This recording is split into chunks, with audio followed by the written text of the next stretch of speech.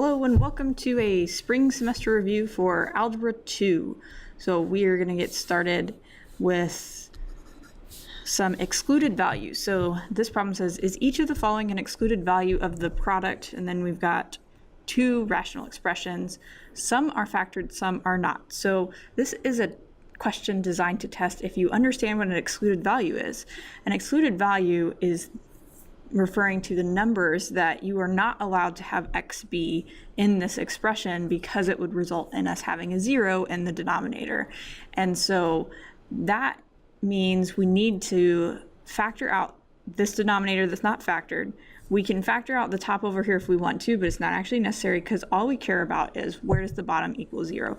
And one of the tricky things about excluded values is that even if we simplify this and get an answer and we've canceled things out, the things that originally were on the bottom are still excluded values. Because the idea is if I want to take and put something in for x right now, what's not going to work. And so even if later on we could simplify and get rid of the issue, it matters that at the start of the problem there were things that we couldn't plug in.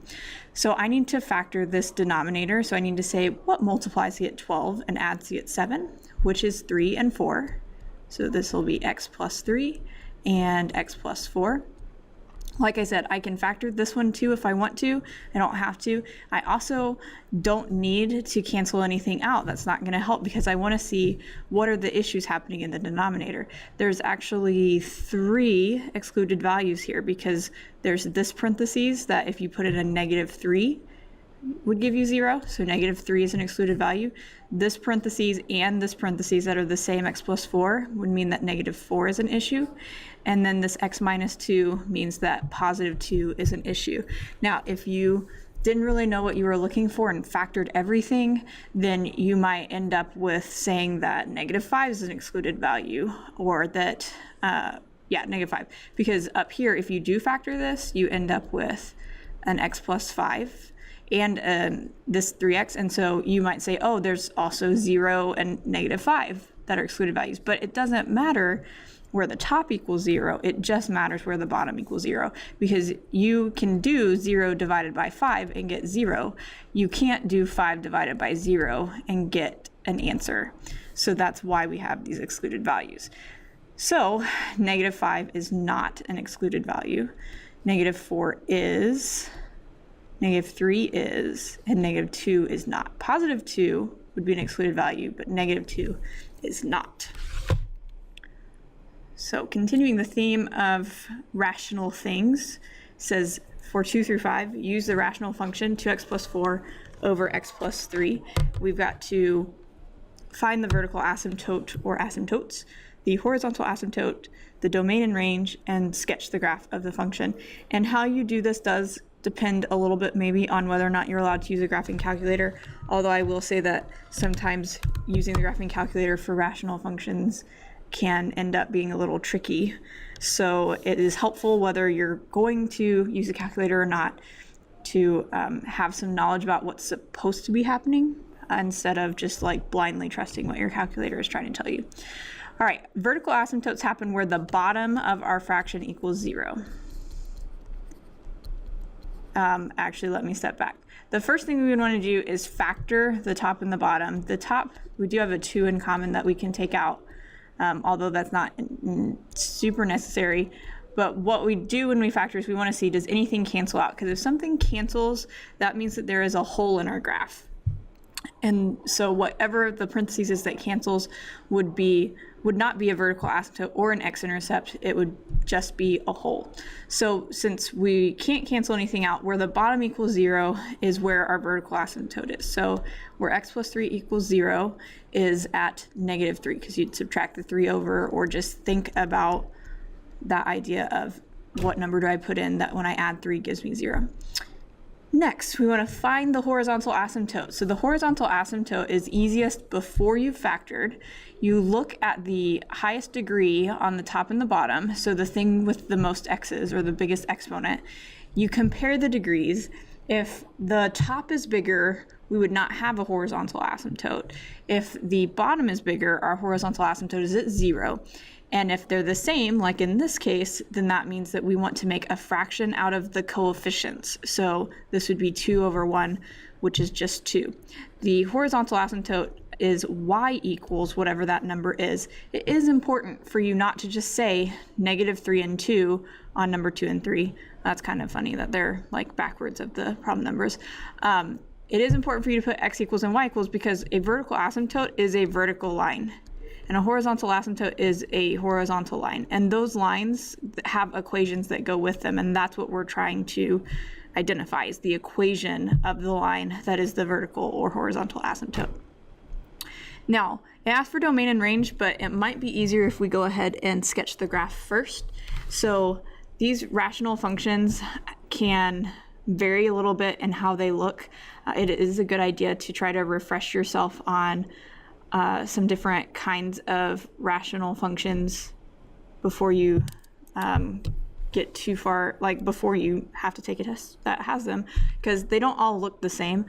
This is going to end up being our kind of simplest case. The other thing that would be helpful that they didn't ask for on here would be to find the x-intercept, which is where the top equals 0. And so you can actually either do that from the 2x plus 4 or from where we factored. If we do it from where we factored, that 2 in front doesn't matter. It's just where does x plus 2 equal 0? The 2 in front doesn't matter because it doesn't have an x with it. If it had an x with it, then yes, we would have another x-intercept basically because of that x. So x plus 2 equals 0 where x equals -2. That is our x-intercept, and that's going to help us know where to put our graph. So I'm going to put those three things together. At x equals -3, I need a vertical asymptote. And then at y equals 2, I need a horizontal asymptote. And remember, asymptotes are lines that our graph approaches but never touches.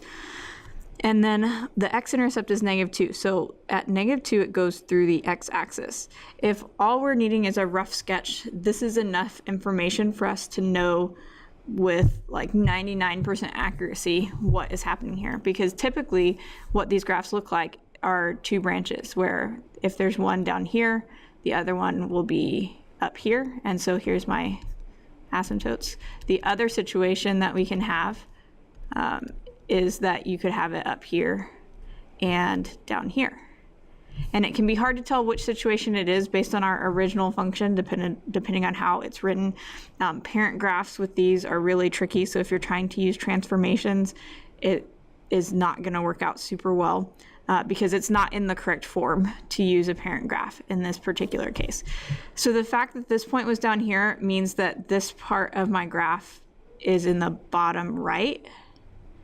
And it doesn't hurt to pick a point to plug in and make sure the other part's supposed to be at the top left, but there is a way that we could have a function where they're both at the bottom or both at the top, and that function would probably look kind of weird, but it doesn't hurt to check. So if I take -4, for instance, which is to the left of the vertical asymptote, and I plug it in to the function, where is it? So 2 times -4 plus 4 over -4 plus 3 gives me -1 on bottom, and -8 plus 4, which is -4. So a +4. So at -4, we get +4, which is right here. So that does confirm for us that it has to be up here, because our asymptotes are the bounds for our graph. Our graph is going to head up toward the vertical asymptote or down toward the vertical asymptote, and then to the left or to the right. It can't go past them, and so it's like here's your walls of your room that you're allowed to be in graph, and so they approach them but don't cross.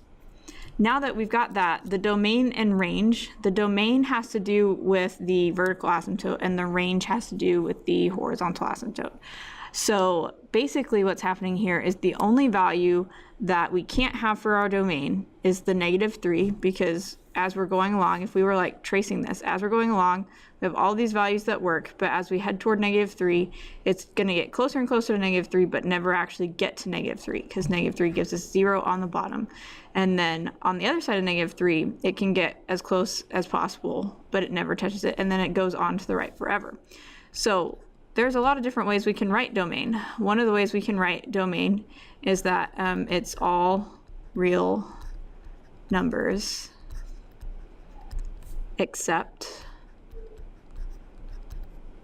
x is not equal to -3. That's an option. And then there's a range that would look similar to that it takes into account that it can't be 2. So that's an option. It didn't specify for us how it wants us to write these, so I am going to remind you of some of the other ways that we can do this. We could say, oh, this should be y because it's range, so y can't equal 2. We could use set notation. When we use set notation, that's where we have to go from -infinity to -3, and then from -3 to infinity, because we have to skip over the -3. The parentheses means it's not equal to -3, so we're saying it can be all of the things but -3. We could use inequalities. We could say x is less than -3 or x is greater than -3. From a previous pre-calculus teacher perspective, my favorite way to write it is interval notation. Although I do like this all real numbers except x is not equal to -3 way of writing it as well. So definitely check with your teacher and see what is okay to write for the domain and range. All right, number 6, choose true or false for each statement about the equation 5x plus 4 to the 1/2 equals 5x minus 2. So to get rid of this 1/2 power, we need to square, because a 1/2 is the same as a square root. So the other way they could have written this is the square root of 5x plus 4 equals 5x minus 2. So whichever way you want to think about it, what we're going to need to do is square each side of our equation. And so when I square the 5x plus 4 to the 1/2 power, or when I square the square root, that goes away and leaves me with 5x plus 4. And so then 5x minus 2 squared, I actually need to multiply that out. I would write 2 parentheses and then FOIL or distributive property it. So 5x times 5x is 25x squared. 5x times -2 is -10x. -2 times 5x is -10x. -2 times -2 is plus 4. And then to solve this quadratic equation, since we have an x squared, we're going to get everything on one side, add all our like terms, and figure out, is this something I can factor, or do I need to use the quadratic formula? So I'm going to go ahead and subtract these over, although I do have some like terms here that I'm also going to add together. 0 equals 25x squared. -10x and -10x is -20x, minus -5x is -25x. And then 4 and -4 cancel. And so that means that in order to solve this, we could say, oh, these both have a 25x in common. So factor out the greatest common factor. They both have 25x. If I divide them by 25x, I'm left with an x, and then basically just a negative, so a -1. And then to finish solving this, we'd say, what makes this equal 0? And what makes this equal 0? So the thing that makes 25x equals 0 is us plugging in 0, because anything times 0 is 0. The thing that makes this equal 0 is 1. So we got two answers, 0 and 1, but there is a flaw to squaring both sides of this, that we have a possibility that we introduced an extra solution. And so we have to check to see if that's what's happening here. And so when I plug in 0, do 5 times 0 plus 4 to the 1/2 equals 5 times 0 minus 2. I get 0 plus 4, which is 4. 4 to the 1/2 equals -2. Now 4 to the 1/2 is the square root of 4, which is 2. 2 does not equal negative 2. So 0 is an extraneous solution. That means that 0 is a solution that we got because of the flaw in our method. That is not an actual solution, that there isn't really another way to algebraically solve this other than the way we did it. And so it just so happens that in this case we have an extraneous solution. Now let's check 1 and see if it is really the solution or if it's extraneous. So 5 times 1 is 5, plus 4 is 9.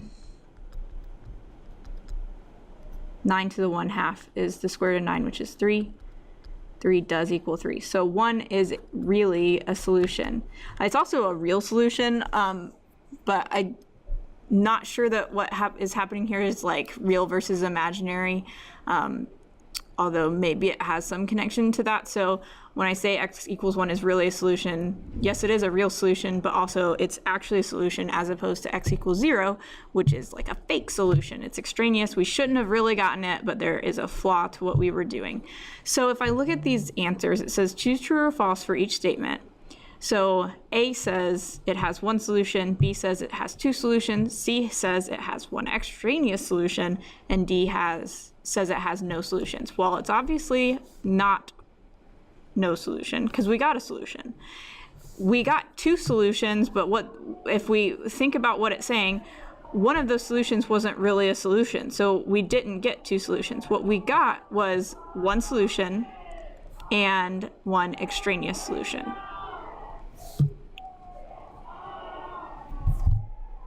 So that's kind of a weird vocabulary thing that can trip you up. So pay attention to what it's saying. We got 1 solution, we got 1 extraneous solution, so that's what is true. Number 7, we're going to rewrite this radical expression with a rational exponent, and it says do not simplify. So maybe it would simplify if we tried, maybe it wouldn't. We're simply trying to rewrite it. So what that means is that the 5th root needs to go on the bottom of our rational exponent, and the 3rd power needs to go on the top.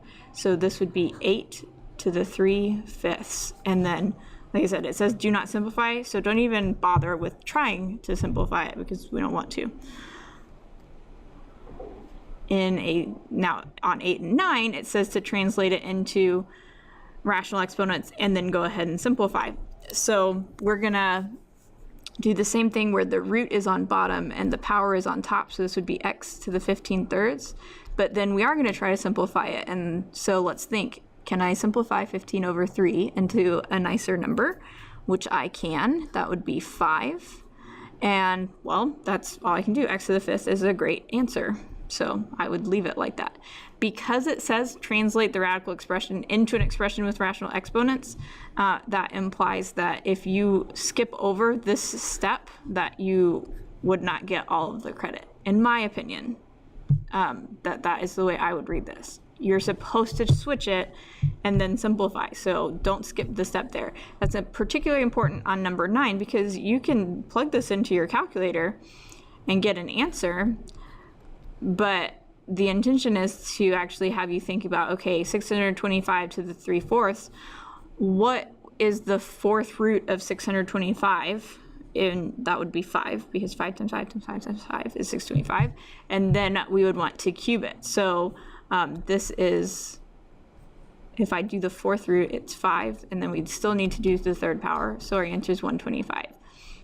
Now, if you're allowed to use a calculator on a question like this, then yes, there is a point where you could plug it into the calculator to help you figure this out, even if it's just separating it out and being like, well, I don't know what the 4th root of 625 is, let me find out.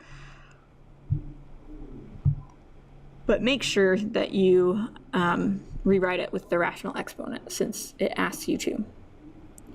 All right, number 10 kind of switches to a different topic. It gives us a function, a cubic function, and says determine the inverse of f and state the domain and range. So remember, this f to the -1 of x is notation that means inverse.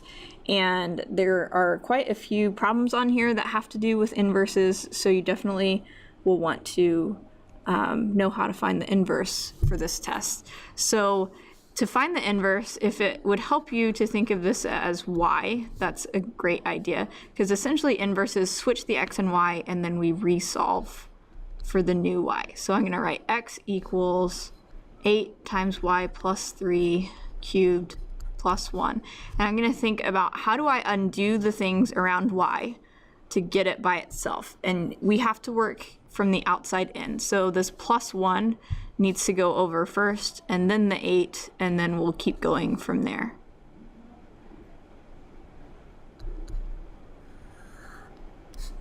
So x minus 1 equals 8 times y plus 3 cubed.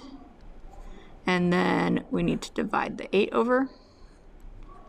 So remember, when you're solving in an equation, some of our order of operations end up being kind of backwards from PEMDAS because we are undoing instead of doing it the normal way. So now I have the cube by itself, so I'm going to cube root to get rid of the cube. And so the cool thing about this is I do know the cube root of 8 is 2, and so I can actually take the bottom out of the cube root. Not just can, I want to. And so it's still x minus 1 underneath the cube root, but we are going to put it as over 2, or you could put a 1/2 in front instead. And then we have to finish by subtracting 3. I think it looks slightly better written as 1/2 instead of over 2, but they do mean the same thing, so you would be fine to write either one. And we do want to, when we write our answer, use the notation for inverse to say, hey, this is the inverse of this function. And then we want to say what the domain and range is. So if you know what a cube root looks like in your head, that's helpful. Or if you know what a cubic function looks like in your head, that's helpful. A cubic function does this, and so a cubed root function looks like this. And so our domain and range is actually all real numbers for both of those, because there's nothing actually stopping it from going up or down or left or right, even though in the cube root case it does go up kind of slowly. It would take a while for us to get to really high numbers, but it still could get there if we had enough time and energy. If you want to write all real numbers in interval notation, we write negative infinity, comma infinity. If you wanted to write out the words all real numbers, you could. If you wanted to use inequalities, you would do negative infinity is less than x is less than infinity. So there's lots of options again there, because it didn't specify which way to write it. Check with your teacher or write it the way you like the best.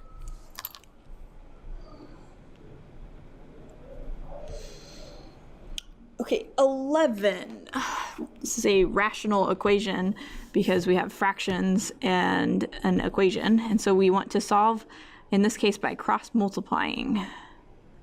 So we're going to multiply these two together, and we're going to multiply these two together. So it doesn't matter which one I put on the left and which one I put on the right. 4 times x plus 3 equals x minus 3 times x minus 1.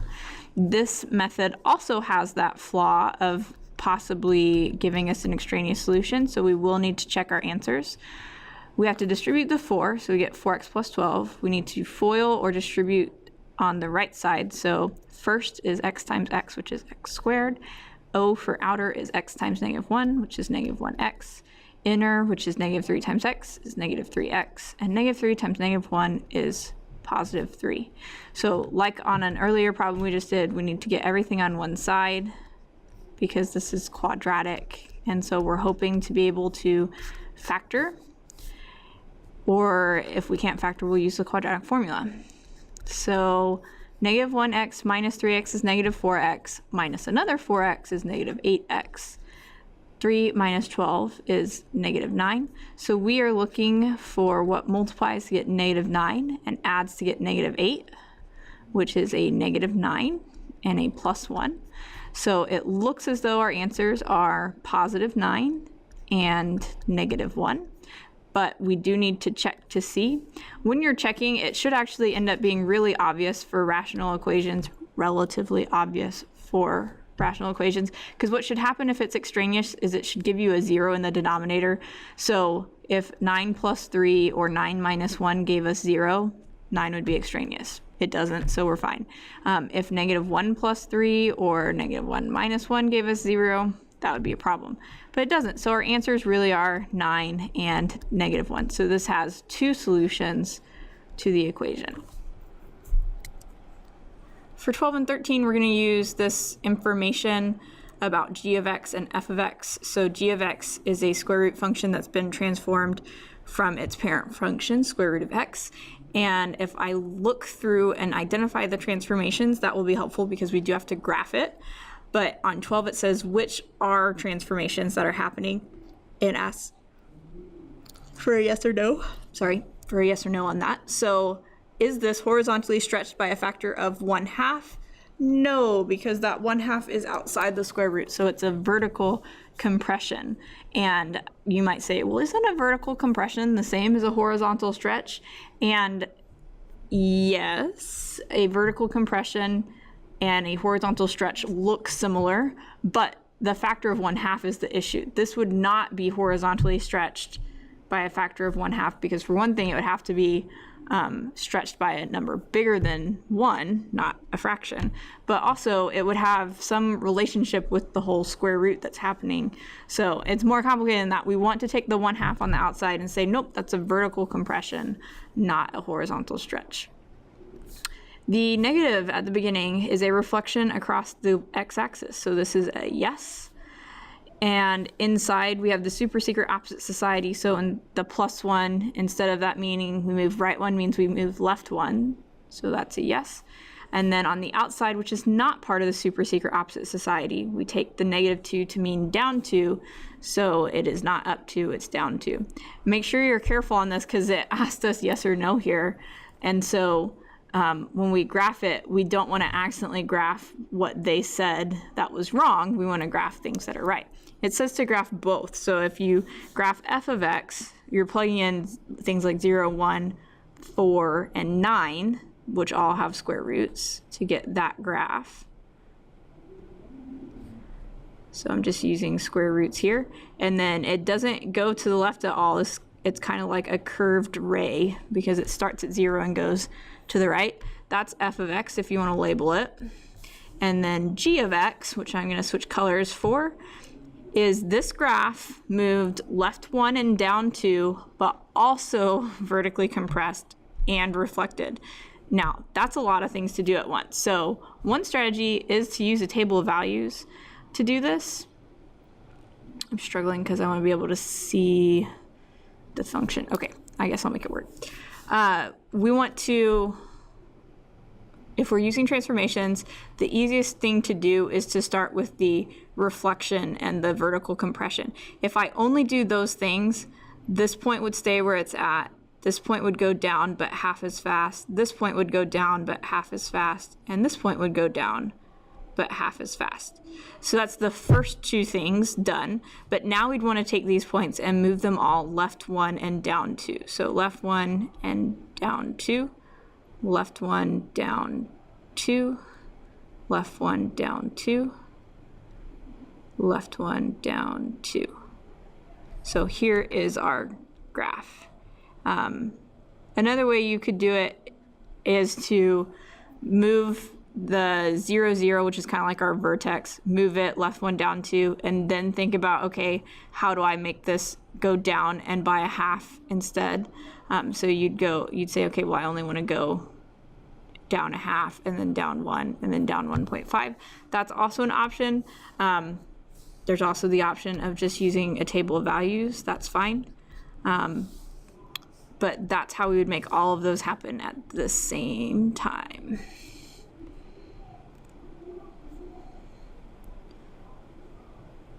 All right, 14, what is the least common denominator, or LCD, of the expressions that are given here? So the thing with common denominators is that you need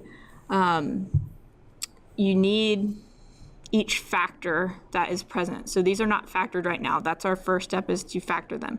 X squared plus 5x plus 6 is what multiplies to get 6 and adds to get 5. So that would be 3 and 2. Pay attention to signs here, because you might have said 6 and -1, but it's not multiplies to get -6, it's multiplies to get +6. And then x squared plus 4x plus 3 would be x plus 3 and x plus 1. So in our denominator, we need a representation of anything they have in common, but also a representation of the things they don't. What that means is I don't need to write x plus 3 twice, because they both have a single x plus 3. So I just need to write it once. And then I also have to have an x plus 1 and an x plus 2. And there's no need to multiply this out. This is our least common denominator. If you were to say your least common denominator is the two denominators multiplied together, because for whatever reason you decided not to factor it and realized they had something in common, that's a common denominator, but it is not the least common denominator, and so that would be incorrect. So if you're actually trying to add these together and you didn't know what to do, that would be better than nothing, but hopefully you'll remember, hey, I should factor this and check to see if they have something in common. Because if we were needing to add or subtract this, this fraction would just need to multiply by x plus 1, because that's what it doesn't have in its denominator. This one just needs to multiply by the x plus 2 that it doesn't have in its denominator. And that's helpful because we are about to add and subtract some fractions. So make sure you pay attention to what the operation is in between, because we've got a plus, a minus, a multiply, and a divide here.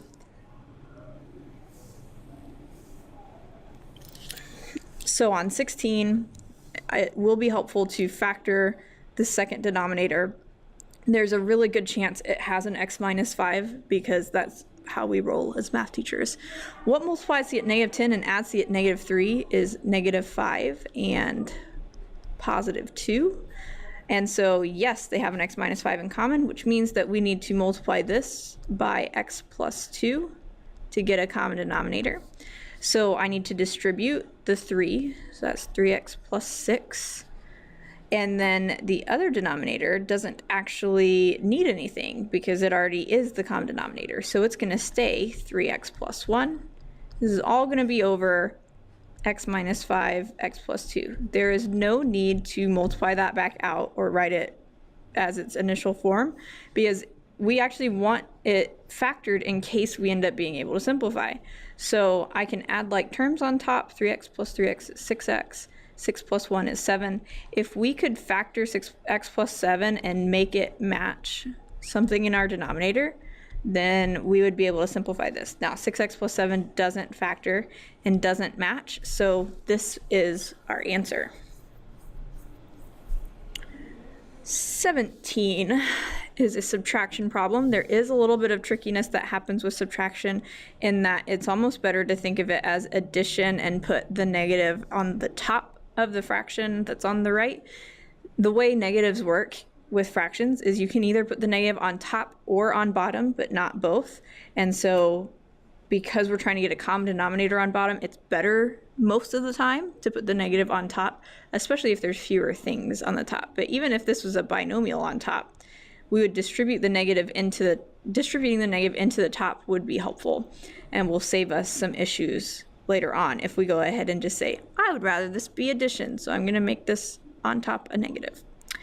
There is nothing we can factor in either of these denominators, which means we are stuck saying I'm going to multiply this first denominator by the second one, and I'm going to multiply the second one by the first one.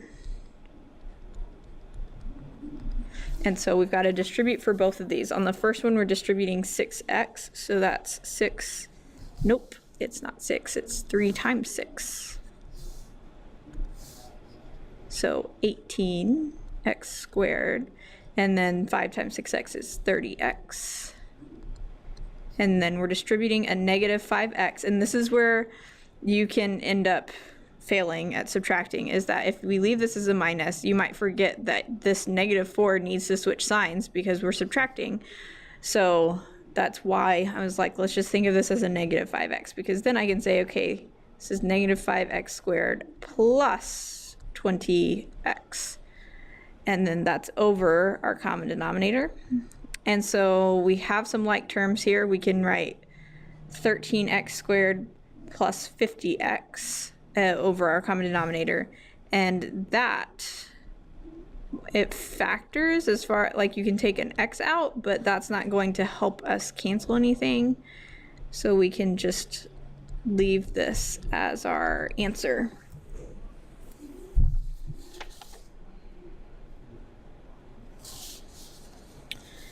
Since nothing, if we could factor and have something cancel, that's what we would want to do. But since it doesn't, we're fine to leave it. If you did take out the x, you can also leave it written out that way. You'd write x and then have 13x plus 50 over 3x plus 5 and x minus 4. That's also an acceptable answer. It's just you don't have to go to that step if you realize that it won't help you to take the x out. We are going to do 18, which is multiplication. So we need to factor the things that need to be factored. You may have noticed that there has been a decent amount of factoring on this review so far. So you might want to make sure that you can factor. Hint, hint, wink, wink. What multiplies to get 40 and adds to get 13 is 8 and 5. And what multiplies to get negative 72 and adds to get negative 1 is negative 9 and 8. And so what we're looking for is things that are the same on top and bottom that we can cancel. We can cancel them if they're directly over each other or if they're across from each other. So the x plus 1s can cancel and the x plus 8s can cancel. And so what I'm left with is x plus 5 on top and x minus 9 on bottom. It's really important that you are careful with the way you show your work and cross things out here so that you don't accidentally forget something. I think especially on 19 where we're dividing, it can be really easy to just show our work in a way that makes it difficult to tell what's left and makes it easy to forget.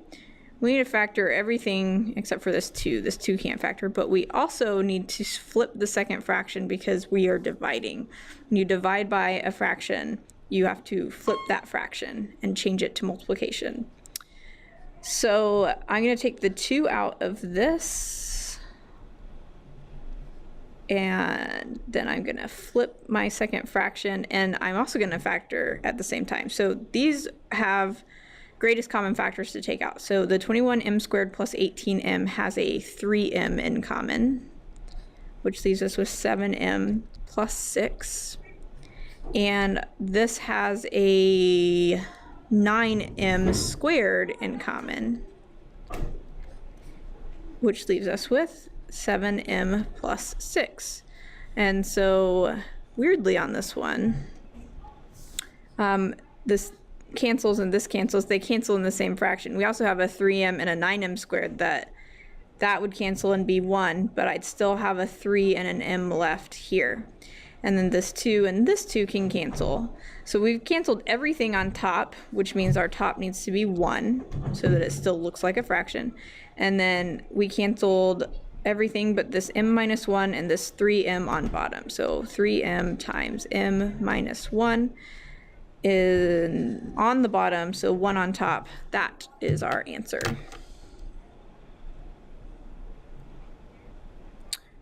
This is on 20. It's kind of weird, I guess, that these are a little bit mixed up because this seems like a question we had earlier, just the opposite. If I want to rewrite this in radical form, remember the bottom number is the root and the top number is the power. You can either write it with the 7 on the inside or you can write it with a 7 on the outside. These are equivalent answers. You can write one or the other.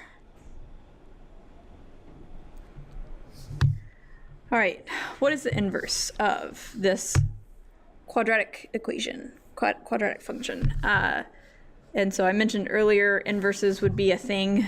Make sure you can find the inverse. So here we are again finding the inverse. If you would like to think of this as y instead, so that you're switching x and y, that can be helpful. You can do it where you leave it as f of x, but I think that can be overwhelming for a lot of people to try to solve for f of x instead of solving for y. So if we make that switch, x equals y minus 2 squared plus 4, we're trying to get the y by itself. This is actually going to work kind of similarly to what we did with the one earlier. I need to subtract 4. So I have x minus 4 equals y minus 2 squared. So then I am square rooting both sides of my equation to get rid of the squared. Now when we square root in an equation, we are actually supposed to put a plus or minus, and the plus or minus can kind of technically go on either side. We usually put it on the side in front of the square root because it's the way it tends to make the most sense, and then it would equal y minus 2. So our final thing that we'd need to do is add the 2 over to this side. Because I wrote a plus or minus, this is not actually a function, so we could write y equals 2 plus or minus the square root of x minus 4, or I personally, for the sake of this test and review, am okay with if you forget about the plus or minus and just put 2 plus square root of x minus 4 and think of it as a function, because when we're talking about the inverse of quadratic equations, we're trying to get the idea of square root functions, and so typically what we're doing is limiting the domain and range in a way that lets us have a function. So definitely check with your teacher as far as which of these two answers they would prefer, or if they would prefer either. But this is kind of a tricky inverse. It depends. Are we talking about the inverse relation, like where it doesn't have to be a function, or are we talking about the inverse function? And what I am referencing here is this is a parabola, this original thing. When we do the inverse, we get a parabola on its side. And so if you remember the vertical line test from back in the good old days, that's not a function. So if we're trying to graph this actual sideways parabola, we'd have to think of this as 2 plus square root of x minus 4 and 2 minus square root of x minus 4.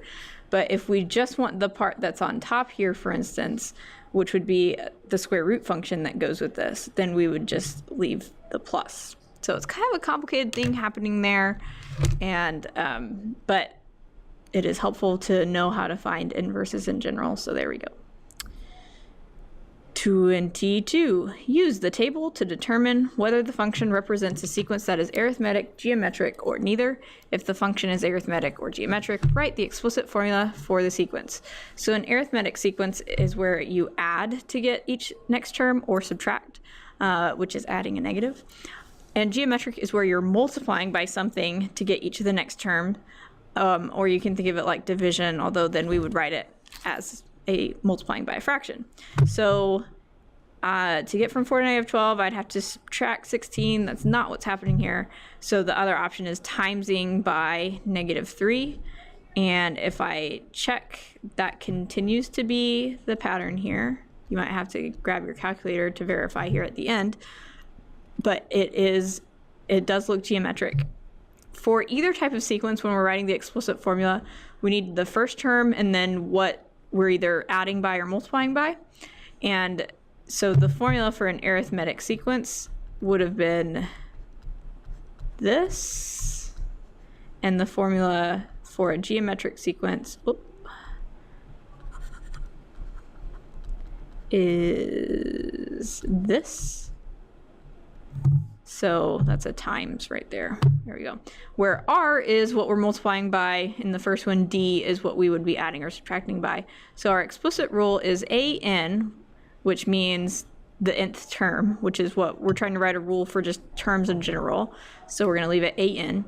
And then A1 is the first term, which is 4, times R, which is negative 3 to the n minus 1. Or they actually used function notation here, so instead of an, we could write f of n, and then we'd have the same thing. I personally am not picky about that, but that's why they have f of n, because you can write this as a function instead of writing it with a in a subscript. 23 says determine the horizontal asymptote of the following function, or state that it does not have a horizontal asymptote. So earlier when we ran into a horizontal asymptote, I told you or I reminded you how it worked. Here again, we're going to do the same sort of thing where we compare the degree on top and the degree on bottom. So the 2x squared and the x cubed are the part that matters. You can graph this and see if that helps you find the horizontal asymptote. Sometimes that makes it really easy, but I would say the majority of the time I feel like it is safer to know the rules, and maybe I'm partial and a math teacher, but sometimes your calculator will make it look like the horizontal asymptote is at something, but really it's a fraction, and so you might not get all of the credit because you didn't realize that's what it was supposed to be. Whereas if I just look at this and say there's more x's on bottom, that means that my horizontal asymptote is at y equals 0. Voila! That's how it goes. So what's happening here is our horizontal asymptotes are referring to what's happening towards infinity and negative infinity. And so the other way actually that you can try to cheat the system here and do this is you can try plugging in really, really big numbers for your x's and see if it gets close to a certain number. So plugging in like 10,000 for x and then seeing what it gives you. It should give you a decimal, but a really, really small decimal, maybe even something in scientific notation. And so that's why our horizontal asymptote is y equals 0, because the bigger the number we plug in, the closer it should be to 0. Our answer, that is. And then our other cases, remember, were if the top was bigger, that's when we have no horizontal asymptote, or if they're the same, that's where we take the numbers that are in front and make a fraction out of them. 24 and 25 have to do with using properties of exponents and rational exponents together. So some of our properties are that if we have x's next to each other, like x squared and x cubed, we can add those exponents and get x to the fifth. If we have something inside parentheses raised to a power, we multiply those together. If we have things over each other, we subtract their exponents, and then our x ends up where there were more x's. Those are the rules in general.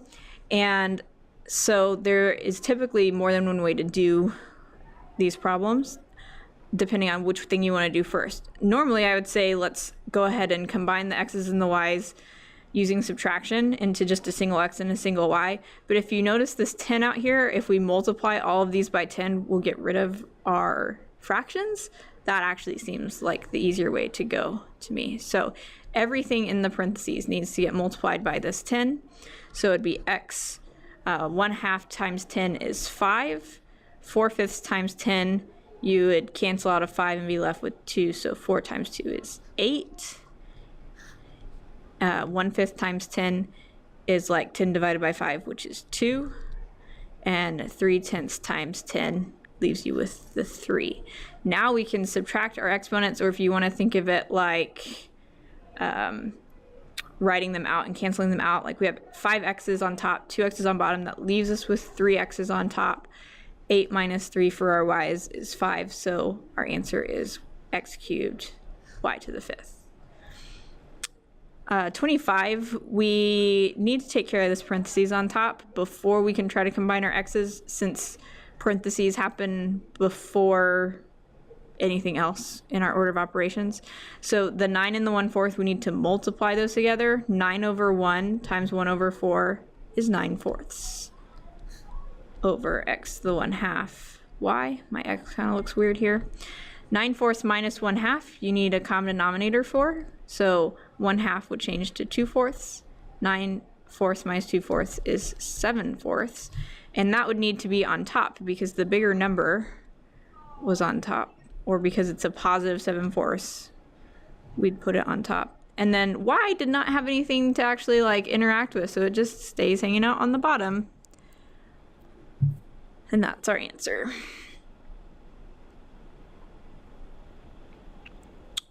All right, on 26, this is solving a radical equation. We had one of those earlier, although earlier it had a 1/2 power instead. But this is the thing, again, where because of how our method works, when we are squaring things, there is a chance we could introduce an extraneous solution. So we do have to check our answers. When I square the left, this 3 in front also has to get squared. So this is 9. When I square the square root, it goes away, so this is 3x minus 5. When I square this square root, it goes away, so 10x plus 6. I need to distribute the 9, and then get x's on one side, numbers on the other. Solve like the good old days, way back when things were relatively simple in our lives. So subtract the 10x over to the left, and add the 45 over to the right. So we get 17x equals 51. We divide both sides by 17, and you might be thinking, this seems bad, but don't worry, it goes in 3 times. So if we're checking to see if this works,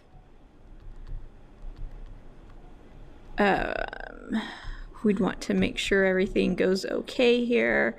If we ended up, I had a problem on here initially that gave me negatives under my square root on my answer, and so that's the thing where we would say that there is no solution.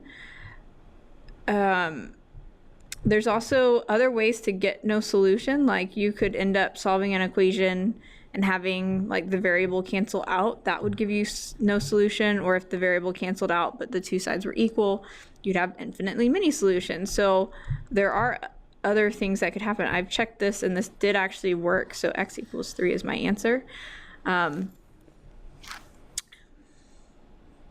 So yeah. 27. What are the domain and range of the function f of x equals 2e to the x minus 1 plus 3? Now remember, e is a number like pi that we choose to write the letter instead of like writing out an approximate decimal, and when we use our calculator and type in e, it does a better job of approximating it than if we were to write down just like 2.71 or whatever it is that we would probably try to write it as. We would need to know, in general how something like this looks, and so we could graph it actually on our calculator, assuming we're allowed to use a graphing calculator for this test, and that would help clue us in as to the shape. But this is an exponential growth function, so to the left it should be fairly flat, and to the right it should be going up. It's approaching a horizontal asymptote actually, and so that means our domain left to right is all real numbers, or negative infinity comma positive infinity, and then our range is that it's whatever this line is and above. So that line has to do with this plus 3, because normally this line is at 0, but we have shifted this graph up 3 places so that now that line is at 3. So whatever number is your shift up or down, that is where your horizontal asymptote should be. Also, if we put a negative in front of this, that would affect it, because that would make it go this way instead. So there are some other things that could try to mess with our domain. That's I guess the only other thing actually for this. If a negative in front would flip it down. So our range is 3 and above, because it's not that case. It's the one up above, 3 comma infinity. The other way, if you're writing inequalities, this would be x is greater than 3. And on domain, you'd either say all real numbers, or you could do negative infinity is less than x is less than infinity. 28. Find the inverse function. So I'm going to switch this f of x to a y. So I just realized up here I was off of my viewing window. I was saying that this is 0, and then we moved it up 3 places. I was writing over here off the screen, so moved it up 3 places to 3. So that's why it's 3 to infinity. Okay, we want to find the inverse function of f of x equals 4 to the x minus 3. So let's start off by making this be y. Let's switch the x and the y.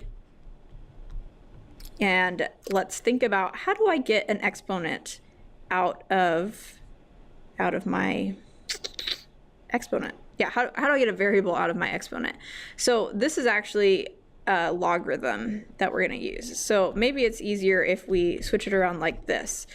So if we switch an exponential equation into a logarithmic equation, we take this and make it our base. So log base 4 of x equals the exponent y minus 3.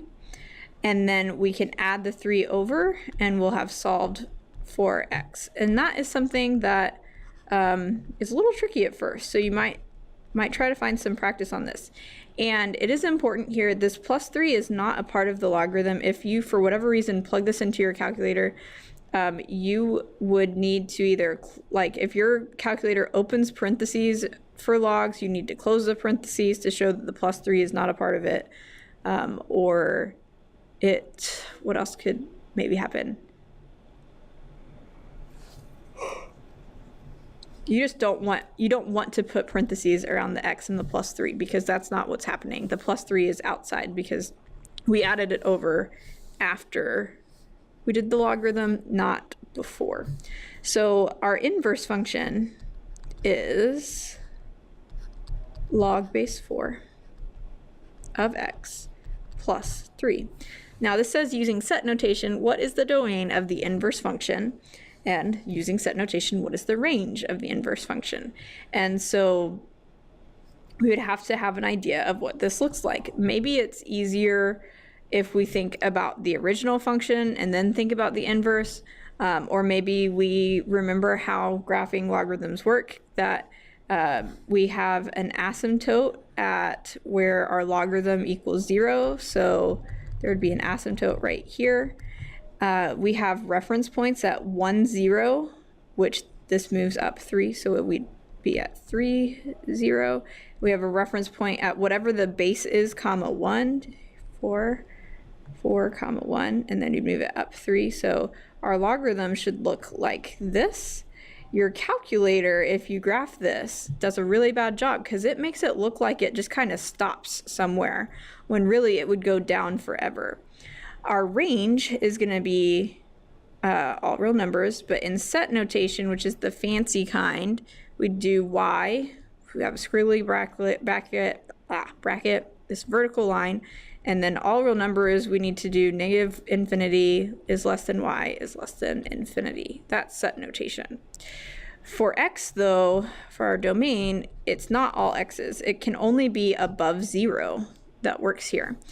So if you are like, well, I'm not really great with logarithms, this didn't really make sense. If you understand how we did the domain and range for our exponential function better, the inverse function, the domain and range are switched. So if they asked you on 27 and this function, if they said, hey, what's the domain and range of the inverse? You would just take the domain and ranges you found and swap them. So that's perfectly valid here if you wanted to use that. If you can figure out the domain and range of the original function, then the domain and range of the inverse function is them with their places switched. So that's just a like side helpful tip if you want to use that. Oh no, don't do that. All right, word problem 31 and 32. Consider a car with an initial cost of $45,000 is decreasing in value at a rate of 6% each year.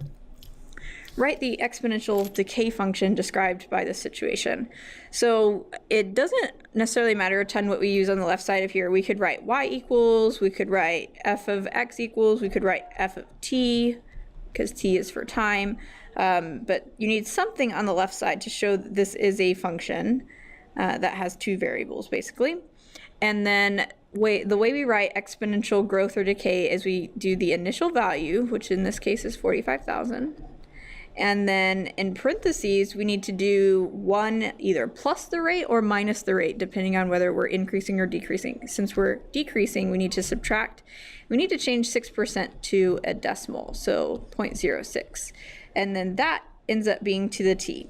So this is, I would say, fine for the answer, or you can simplify this a step by saying that it's 45,000 and then 0.94 or 0.94 to the t. Then on 32, it says, when will the value of the car be 30,000? So we're putting 30,000 on the left side and 45,000 on the right, and then solving for t. Now, to do this, there's two ways. You can graph this if you're using a graphing calculator with 30,000 in as one y equal and 45,000 in as the other, and then find where they intersect, although then you have to adjust the window and it's kind of a pain. The other way is to solve using logarithms. So divide both sides by 45,000, and 30,000 divided by 45,000 is 2/3. And so then we've got 0.94 to the t. Now to get rid of to get the t out of the exponent, we would take the log of each side. So log of 2/3 and log of 0.94 to the t. What that lets us do is move the t in front, because that's a property of logarithms. I'm not going to actually find log of 2/3 yet. I'm going to do that all at once so that I don't have to worry about rounding. We're going to move the t in front of log of 0.94, because now if this is t times log 0.94, I just need to divide by whatever log of 0.94 is. You want to be careful about putting things into your calculator and rounding, because it can very quickly add up to your decimal answer being far off from what it should be. So I like to save all of it until the last possible moment rounding. The other trick is to just make sure that you write down like 3 or more decimal places at each step, and then you shouldn't get super far off. I'm going to plug this into the calculator. So log is over here of 2 divided by 3. There's lots of ways we could do this. We could press enter and then say divide that, so that I'm not rounding, by log of 0.94. There's also a way to type in a fraction on your calculator, which I'll show you in a sec. So divide by log of 0.94 gives me 6.552928688. It says round to the nearest year, and so this is, I feel like it would be really easy actually to end up a whole year off based on your rounding, because this rounds up to 7, but if you had rounded down at some point earlier on, then you could end up, I feel like, pretty easily with a 6.4 here and decide to round down, and all of a sudden you're completely a year off. So just be careful. One of the things you can do to help is actually write down what you got as a decimal and then write down your rounded answer, because if I just saw 6 on this and didn't see that you actually got something like close to 6.55, I would feel a little bit less sure that you did everything right and just had a rounding error, and so I might take off for that. Whereas if you show the decimal you had and it is really close to what I have, and then you rounded and got something different, it's a different level of mistake. So just a little plug there for why showing your work and showing as much information as possible is really, really helpful. I was gonna show you, if you wanted to type this in as a fraction, you do alpha and then the y equals button, and you use the first thing on this menu, and then you could actually type the log of 2/3 on top and the log of 0.94 on the bottom. That's another way of doing it. Okie dokie. Last page. All right. The graph of f of x equals log base 3 of x is shown. Graph g of x equals 2 times log base 3 of x minus 1 plus 3 on the same coordinate plane. Plot and label the 3 reference points for g of x. So whenever I had my students graphing this, we said, okay, we're going to use 2 reference points, 1, 0, and the base, 1. So the base is 3, so 3, 1. So it doesn't tell us which point to label which. So if you want to go from, I don't know, right to left, we have the point 3, 1, we have 1, 0, and then with a little bit of thought here, this point is at -1 for y. And so the thing that makes sense for it to be, it doesn't look like it's at a half.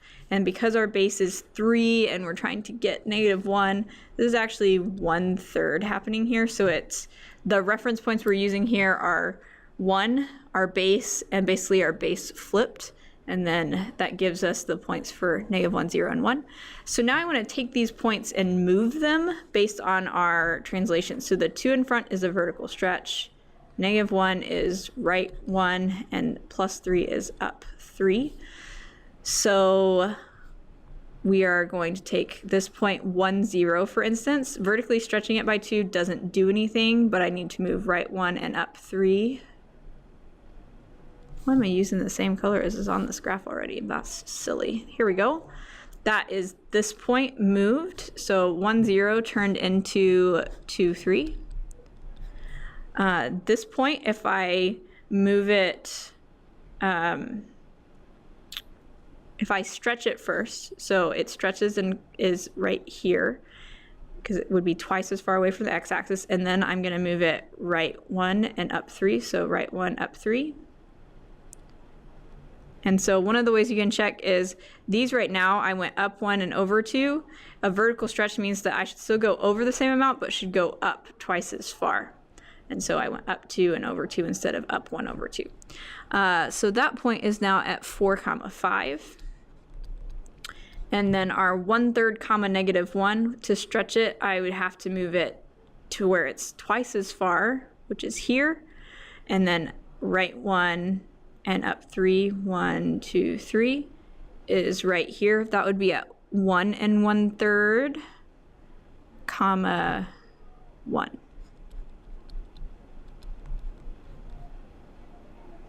And then we would do this as a smooth curve. So it goes up and to the right, and then to the left. It should not cross the line at 1. Whatever super secret opposite society this is, which is a +1, that's where our asymptote should be. It should not be crossing that. So, and it also shouldn't end, which is a thing that is easy to mess up on, is that if you're looking at your calculator on this, it makes it look like the graph just kind of stops, but it goes on forever down. Kind of a big important thing. It's this thing that proves that we're smarter as humans than our calculator is, because our calculator was programmed by somebody super intelligent, but is flawed in that it can't show us the exact picture. I don't know, I personally think that's cool. You might just think that's dumb that the calculator can't do it, and that's fine too. All right, let f of x equals log base 8 of x. Choose true or false for each statement. It is essentially asking us to plug in 4 where x is. So f of 4 equals log base 8 of 4. It wants to know, is that 2/3? So we are trying to figure out, is 8 to the 2/3 equal to 4? So the 2/3 is the cube root of 3, I mean not of 3, the cube root of 8 squared. And so is that 4? Well, the cube root of 8 is 2 and 2 squared is 4, so yes, it is. That's true.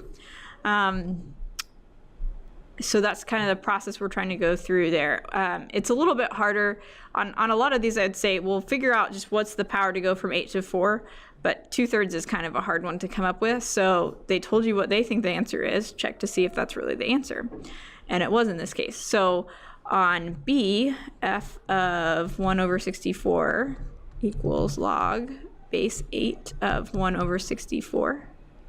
This one I think is slightly easier to come up with the answer on your own, because 8 squared is 64, but to get it to be a fraction, it'd have to be negative. So 8 to the -2 is 64, which is not -8. The other thing you could try is you could do 8 to the -8. You can even do that on your calculator, and you'd get a pretty sure like a really weird teeny tiny decimal, and you would test that against what 1/64 is, and they shouldn't match up because it's not the same thing. So that's false. 35 and 36, we are solving exponential equations. So one of these has a base of e, which means we'll use a natural log on it, because e and natural log like to go hang out, because the natural log of e is 1. So we end up being able to cancel out. And then for 36, which has a 10, we'll use a common logarithm. So a log without a base is assumed to be log with a base of 10. So when you do log of 10, those also equal 1 and go away in the process of us solving. It's going to be a little tricky based on space here, I think. So I'm going to divide by 12. And again, the less we end up rounding, the closer we'll be to the actual answer. So 16 over 12, you can find a decimal for that. I'm just going to write it as its simplest fraction for now, which is 4/3. Now that the e is by itself, we take the natural log on both sides. And so that's so that we can move the exponent in front of our natural log of e. And that was helpful because the natural log of e is 1, and so that goes away, and we're left with x minus 3 equals the natural log of 4 over 3. And so we just need to add the 3 over to this side. So x equals the natural log of 4/3 plus 3. So on our calculator, here's the natural log button underneath the regular log button. You can do a fancy fraction with that menu I showed you earlier, but since all we're doing is 4 divided by 3, we can just pretty easily type in 4 divided by 3. And then we're adding 3. Make sure you close your parentheses if you do this all in one line. You don't want to add the 3 to the 4/3. That would be bad. So this says to round to the nearest hundredth, so this is 3.29.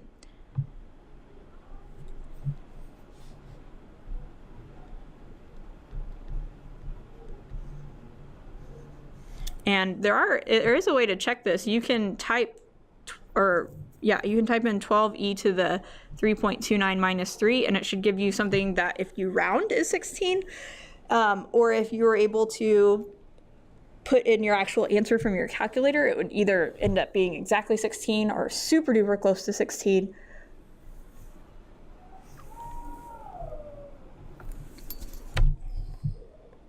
And so that's a way to have some confidence that that answer is right.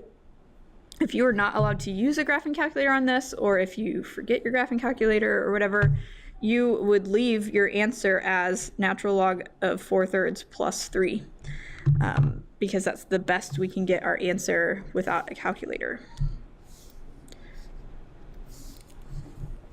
36. So we're trying to get 10 to the 6x by itself. I'm going to add this 4 over to this side to start. So 76 equals 10 to the 6x. We're going to take the common logarithm of each side, because that lets us put the 6x in front, which is part of what we want. And then the log 10 goes away because that's 1, because it's log base 10 of 10. When those match up, it's saying 10 to what power is 10, which is just 1. So now that that's gone away, we just need to divide this by 6. So x equals whatever log 76 divided by 6 is. I feel quite confident you can do that in the calculator yourself. When you round to 2 decimal places, you get 0.31. I said I was confident, and now I'm like, I hope that I did it right. Well, and actually more, I'm wondering if there was a weird thing with rounding or not. Log 76 divided by 6. Nope, 0.31. Easy peasy. All right, continuing on with logarithms here, we have properties of logarithms. And so the properties of logarithms are, one of them is the connection with the exponents we were using. And so this is actually backwards. If there's something in front of your logarithm, you can make it be the exponent instead. And then the other two properties we use are a plus in between logarithms with the same base means you could put them in the same logarithm with a multiplication symbol. A minus means you could put them in the same logarithm with a division symbol. So on 37, we're going to start by putting the 4 as an exponent and the 1/3 as an exponent, because we can't actually like combine the logarithms if there's something in front. They have to be the same base, and they can't have anything in front in order to use the property with subtraction. So on our next step, this equals log base 5 of 3 to the 4th minus log base 5 of 27 to the 1/3. So we are now ready to combine them with the subtraction that the 3/4 needs to be on top of the 27 to the 1/3. Or you can go ahead and find 3 to the 4th and 27 to the 1/3 if you'd like. And then write it as subtraction. 3 to the 4th is 81, and 27 to the 1/3 is asking for the cube root of 27, which is 3. So our next step would be to say log base 5 of 81 over 3. And so notice they're in the same logarithm now. We only have one log because we switched the subtraction to division inside our logarithm. 81 divided by 3 does divide into 27. It says to simplify, and so we've basically done all we can. It does not say to put it in the calculator. It doesn't say anything about rounding to the nearest something. So that's all we would do there. The only other thing we could do is plug it into the calculator, and it's not asking us to do that. So 38, we have nothing in front of our logarithms. That needs to be an exponent, so that's nice. We just need to say, okay, a plus means I'm going to do 2 times 5, and a minus means that I'm going to divide that by 60. So I'm going to write log base 6 of 2 times 5 divided by 60. All of that's inside the logarithm. 2 times 5 is 10, and 10 divided by 60 simplifies to 1/6. So we would have log base 6 of 1 over 6. And so I guess I can go back on 37 and say the reason log base 5 of 27 doesn't simplify nicely is because there's not something easy that you can say 5 to what power equals 27. If it was 25, we could. 5 to the second power is 25. But since it's 27, it's got to be 2 point something. But here we can say 6 to what power is 1/6, and we can figure that out ourselves because the connection between 6 and 1/6 is that it's been made a fraction, it's been flipped over. So the power here that we're missing is -1. So the answer to this is actually -1, which is pretty cool.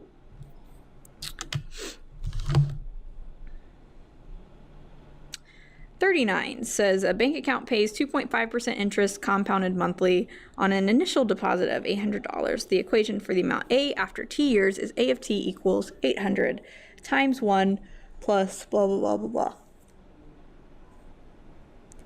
It wants to know after how many years will the amount double round to the nearest tenth. So if you start with $800 and you're wanting to know when it doubles, that would be when you get to 1600. And you can type this in and figure this out. This typically gives you like a really, really small number, like sort of like 1 plus point and then a number of zeros, like 3 or more zeros. And so you have to be careful about rounding because it can make a big difference once we put it into a logarithm. So I actually personally like to do like a, okay, this is a thing that is right here instead. I'll just, switch colors to drive some of you crazy. So I'm not marking that out. I'm just saying that, okay, that's a thing that we're not rewriting a ton of times. Our steps for this are to divide by the 800, and that gives us 2 equals that parentheses to the 12t. And then we want to take the log of each side. It doesn't matter what logarithm we use, so we can just use a common logarithm if we want. And the reason that's helpful is because we can move the 12t in front now. So log base 2 equals 12t times, I'll go ahead and write, well, actually I don't really have enough room to write it all out. Maybe 0.025 over 12. There we go. So now to solve for t, we need to get this log over to the other side and the 12. So we're going to divide by our log. And then we also need to divide by the 12. So we could either put the 12 here, divide by them at the same time. We could divide the logs and then divide by 12 again. So I'm going to get my calculator.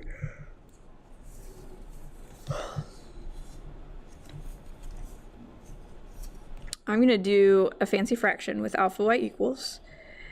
If your calculator, when you do alpha y equals, does not pop up this fraction, by the way, and you have a TI-83 plus or a TI-84, but it's not a brand new one, which is why it doesn't have that menu, you can get a software update either from the TI website, or you might be able to get your math teacher to help you with that. They can update the software for you, because it makes having the newer software makes things a lot better. And that's the easiest clue for me as a teacher that somebody doesn't have updated software, is not having the alpha y equals option.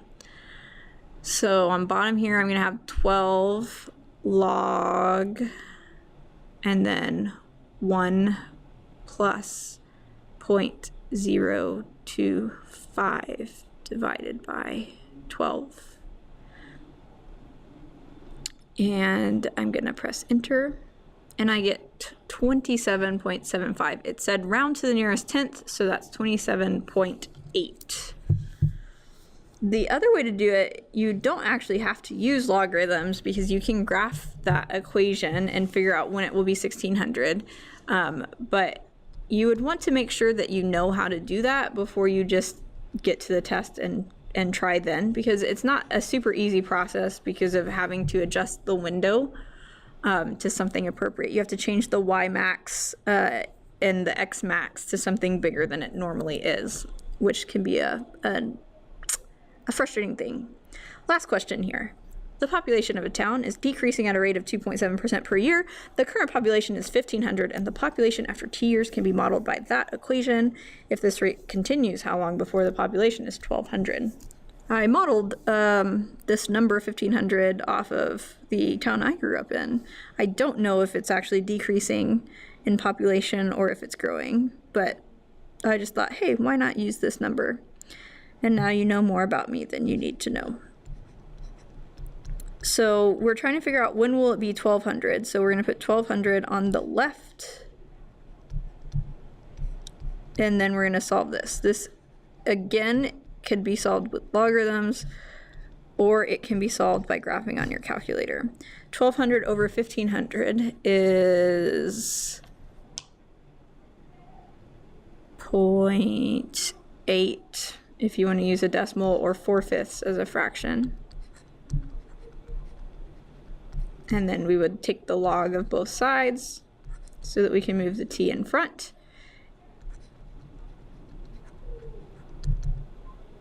So that we can divide by this logarithm. There is also another way to do this, these logarithms, where you rewrite it with a base.